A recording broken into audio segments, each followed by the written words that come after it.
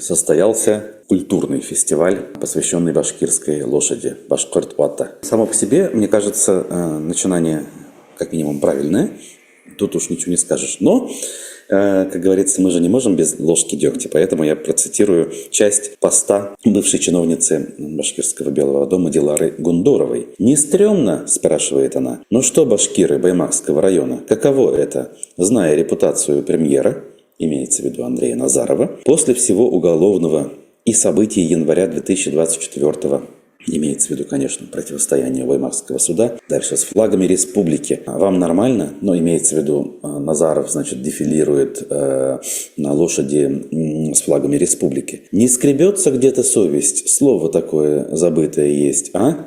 Задается она вопросом. «Мда, это деньги не пахнут или память отшибла». Ай, а могли бы просто в сторону, а могли бы стегануть по кругу, и понесла бы кобылка. Был шанс.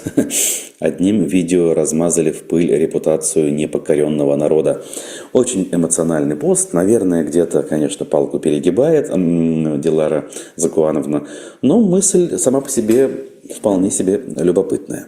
Что вы об этом думаете, дорогие друзья? Пишите, пожалуйста.